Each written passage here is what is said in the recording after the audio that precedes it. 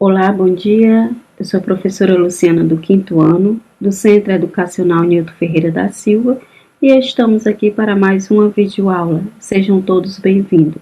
Hoje nós teremos aula de História, iremos revisar alguns conteúdos para as nossas avaliações e iremos conversar falando um pouco sobre o governo geral.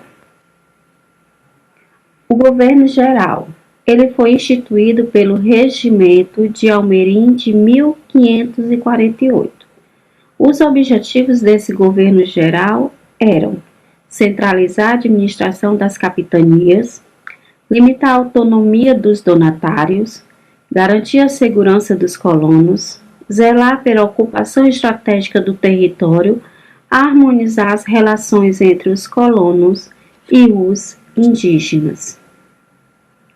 Atribuições do governo geral: promover a aliança com as tribos amigáveis e castigar os selvagens hostis da guerra justa.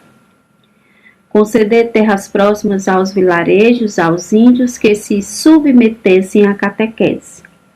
Incentivar a construção naval, garantir o monopólio do pau-brasil para a coroa, explorar o sertão em nome do rei e proibir a caça e o saque das aldeias indígenas.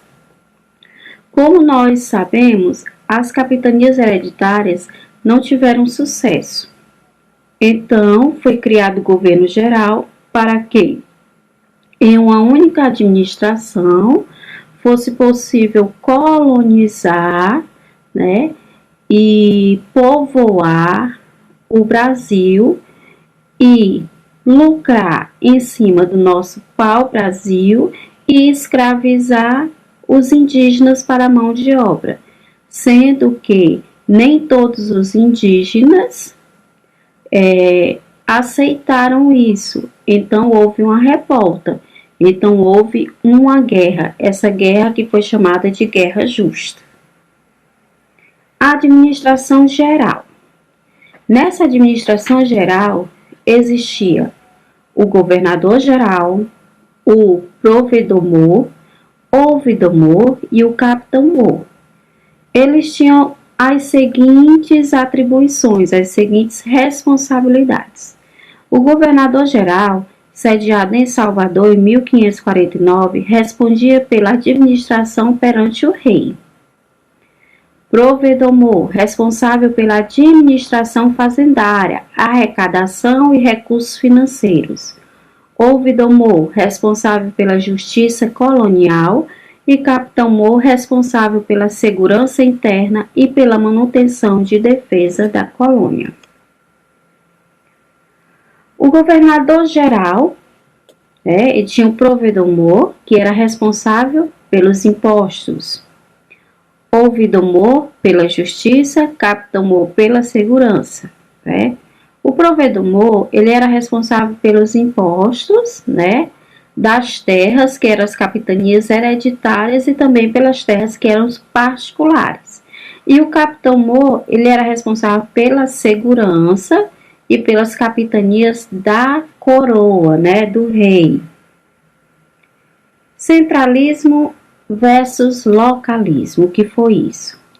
Os homens bons, homens livres, católicos, não praticantes de trabalhos manuais, eram os únicos que podiam participar das câmaras municipais, garantindo a manutenção dos seus interesses locais, em oposição ao centralismo administrativo imposto pelo governo geral. Os renóis portugueses eram privilegiados com os cargos mais importantes. A relativa autonomia municipal dos homens bons foi atingida a partir de 1642, quando foi criado o Conselho Ultramarino, que passou a fiscalizar a ação das câmaras municipais através dos chamados juízes de fora. Nos governos gerais, nós tivemos alguns homens, alguns portugueses que estiveram à frente desses governos. Nós iremos iniciar falando um pouco sobre Tomé de Souza, que administrou durante o ano de 1549 até 1553.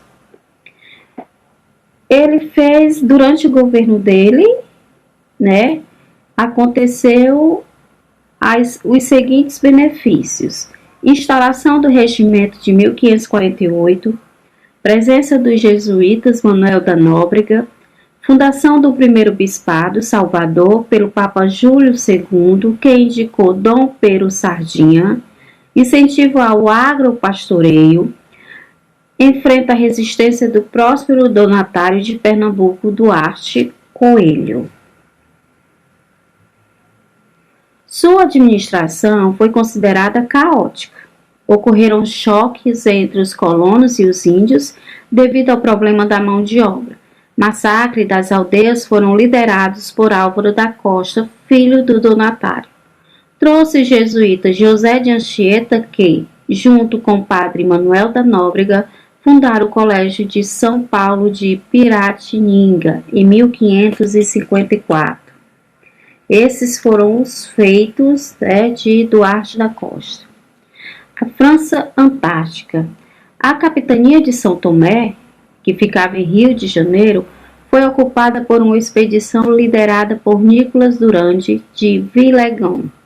A invasão pretendia fundar um núcleo para huguenotes calvinistas perseguidos na França, assim como estabelecer uma base para exploração colonial no Atlântico Sul. A administração de Mendes Sá, que ocorreu de 1558 a 1572. Ele substituiu Duarte da Costa para combater os franceses. Perdeu seu filho, que combatia os índios, Cricaré, no Espírito Santo. A distância da Bahia em relação ao Rio de Janeiro não permitiu grandes avanços contra os franceses até 1565. A França Antártica. A ocupação do Brasil foi um empreendimento particular.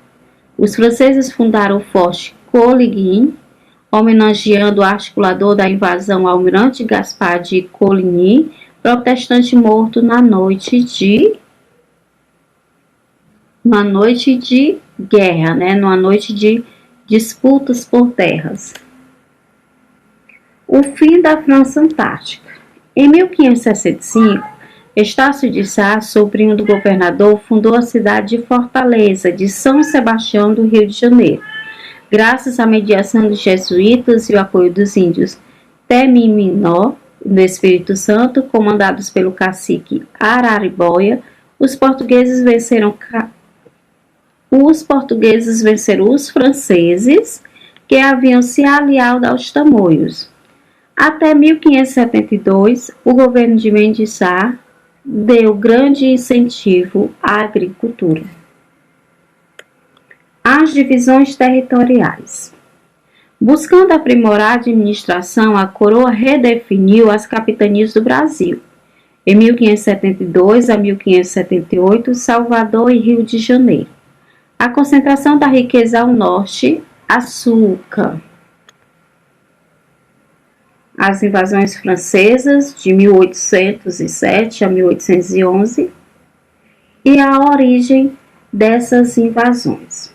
Por que aconteceu as invasões francesas? Portugal não aderia ao bloqueio continental, que era a ordem dada por Napoleão de fechar os portos aos ingleses.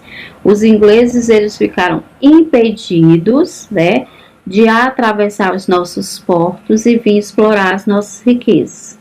Não aceitando essa ordem, então aconteceu as invasões francesas. Em novembro de 1807, as tropas napoleônicas, comandadas pelo general Junot, invadiram Portugal. A primeira invasão. As tropas francesas passaram a fronteira portuguesa no dia 19 de novembro de 1807 e entraram em Castelo Branco. Os invasores roubaram tudo quanto encontravam, principalmente comida. No dia 23 de novembro, já estavam em Abrantes. No dia 27 chegava a Golegã, a 28 ao Cartacho e na manhã do dia 29 estavam em Lisboa. Uns entram e outros não, né?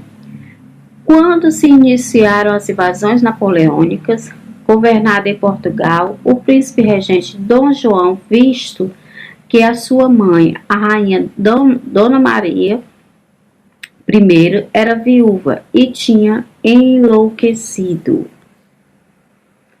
a fuga para o Brasil. A rainha Dona Maria I e o príncipe regente Dom João, acompanhados por 1.500 pessoas em 15 navios de guerra e 20 navios mercantes, partiram para o Brasil para fugir às invasões napoleônicas. Nessa altura, o Brasil era uma colônia portuguesa. Ao mesmo tempo, o general Junot, ou seu quartel-general, começou a tomar medidas.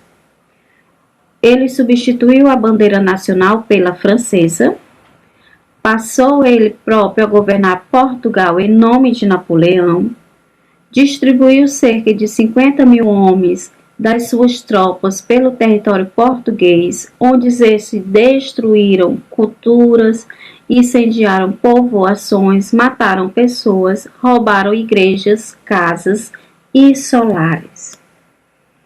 A ajuda inglesa. A Inglaterra, aliada de Portugal e a quem foi pedida ajuda, mandou embarcar cerca de 9.000 militares para ajudar os portugueses que começavam a criar algumas unidades de resistências aos franceses.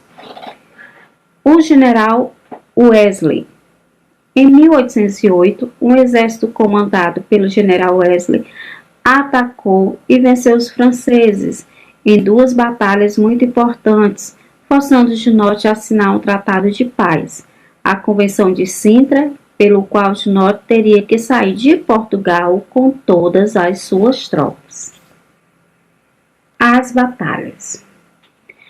As principais batalhas foram a Batalha da Roliça, e a Batalha do Vimeiro. A resposta francesa. Em 1809, Napoleão mandava outro general, Soult, invadir Portugal. Este encontrou grande resistência e acabou por abandonar Portugal. Napoleão não desistia de dominar Portugal e em 1810 enviou tropas com um novo general no comando, Massena. Este general tinha fama de nunca ter sido derrotado. No entanto, na Batalha do Bussaco, o seu exército perdeu. As linhas de Torres de Vedras. A derrota francesa. Em 4 de março de 1811, Massena viu-se obrigada a desistir e a retirar-se definitivamente de Portugal. Então, diante de todas essas disputas, de todas essas brigas por territórios, por riquezas, acabou que Portugal venceu, que os franceses tiveram que recuar. Agora nós iremos fazer um pequeno resumo, para nós entendermos melhor o que realmente foi essas invasões francesas. Ela aconteceu porque Portugal não aderiu ao bloqueio continental e por isso a França invadiu Portugal. Não aceitou, a proibição deles permanecerem vindo ao nosso território e explorar nossas riquezas. A primeira invasão ela foi comandada por Junot, que facilmente chegou com as suas tropas a Lisboa. A família real fugiu para o Brasil, levando muita gente da corte portuguesa. Os ingleses ajudaram Portugal na luta contra as tropas francesas e em 1808 foi assinada a Convenção de Sintra, que forçava os franceses a abandonar Portugal. Em 1809, Soult, amando de Napoleão, volta a tentar invadir Portugal e falha. Foi chamada a Segunda Invasão Francesa. Em 1810, Macena tenta também invadir novamente Portugal e é travado nas linhas de Torres de Vedras, forçando o abandono definitivo das suas tropas na invasão de Portugal em 1811. Fim, espero que tenha sido uma boa aula, que todos tenham compreendido bem, façam todas as atividades com bastante atenção. Um beijo e até a próxima.